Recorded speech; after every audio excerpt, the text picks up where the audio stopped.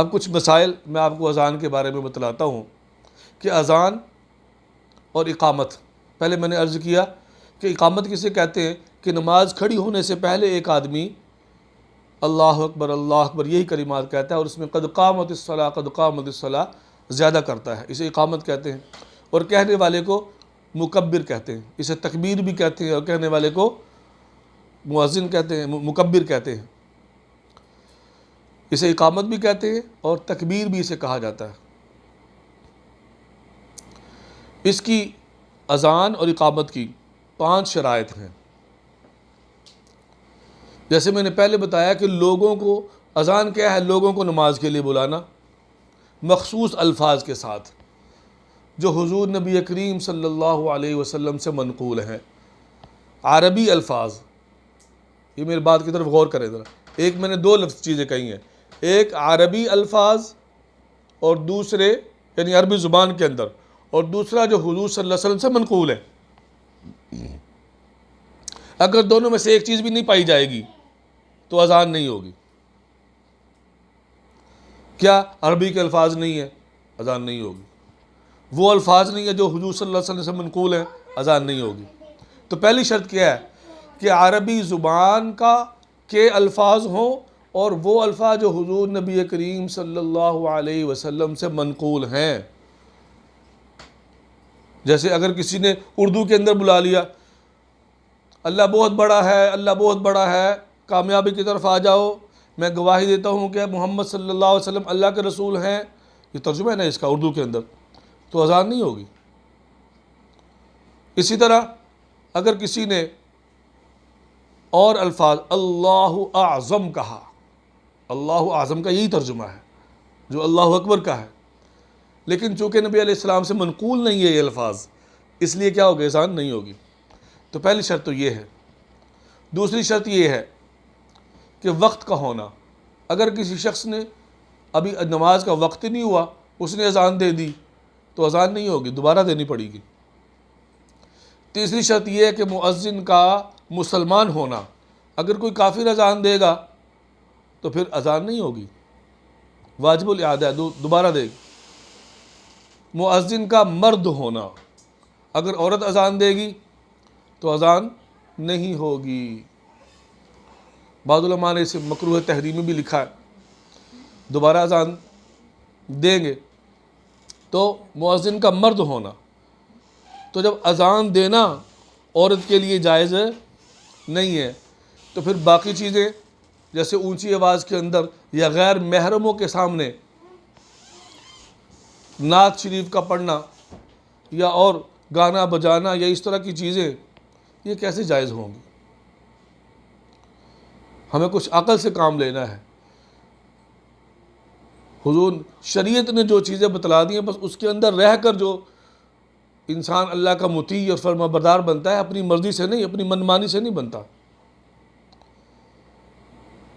عورت کی آواز بھی اللہ نے پردہ رکھی ہے،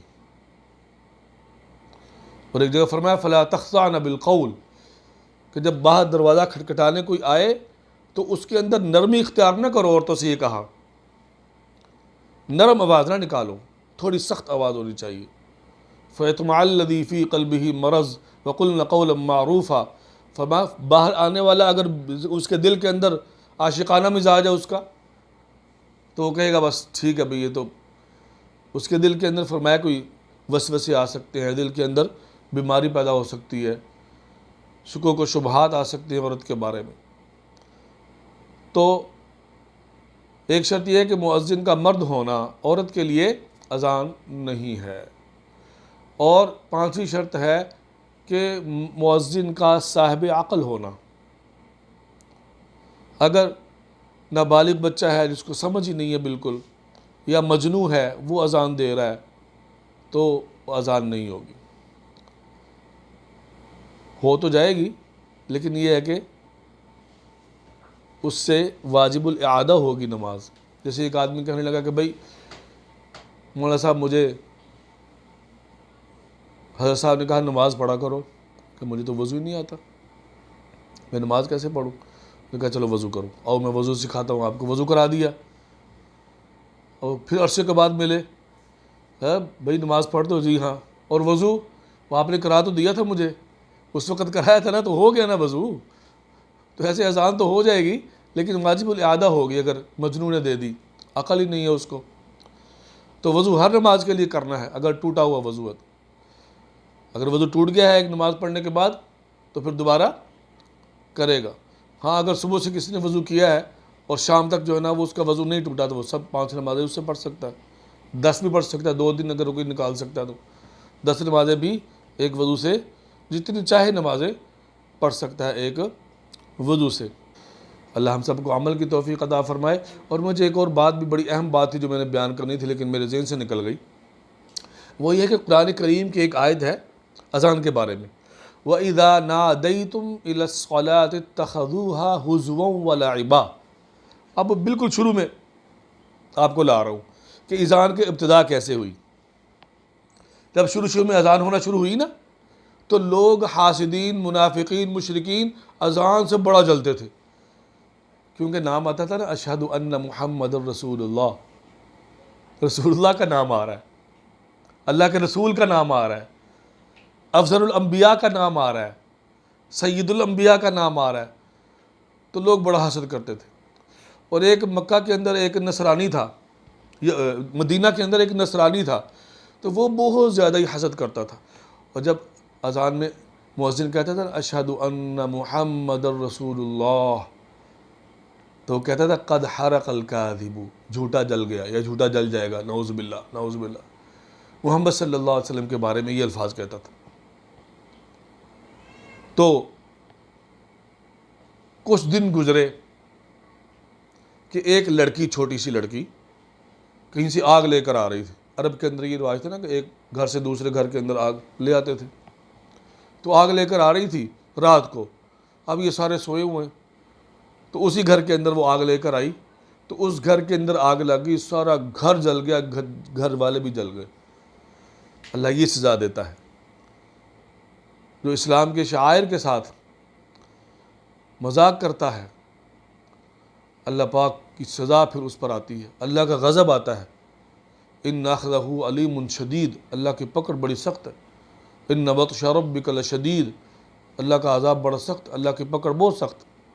تو اللہ فرما رہے وَإِذَا نَادَيْتُمْ إِلَى الصَّلَاةِ اتَّخَذُوهَا هُزُوًا وَلَعِبًا، کہ جب اذان ہوتی ہے تو پھر یہ لوگ جو ہے نا کیا کرتے ہیں، مذاق کو ٹھٹھا بنا لیتے ہیں، مذاق بنا لیتے ہیں. مولانا شبیر احمد عثمانی رحمۃ اللہ علیہ نے تفسیر عثمانی کے اندر اس آیت کی تشریح کے اندر، تفسیر کے اندر یہ واقعہ لکھا ہے. اللہ ہم سب کو اذان کا ادب اور اذان کی عظمت ہمارے دلوں میں بٹھا دے، اس کا ادب کرنے کی ہمیں توفیق عطا فرمائے اور اذان کا جواب دینے کی اللہ توفیق عطا فرمائے. اور جب اذان ہو جائے تو فوراً مسجد میں جانے کی اللہ توفیق عطا فرمائے. اذان اسی لیے ہوتی ہے، ایک تو اس کا جواب منہ سے دینا ہے اور ایک اس کا عملی جواب جو ہے وہ یہ کہ فوراً مسجد کے اندر جائے اور مسجد میں جا کے وضو کرے اور سنتیں اور جو ہے نا وہ دوسرے اذکار کے اندر مشغول ہو جائے. وما علینا الا البلاغ.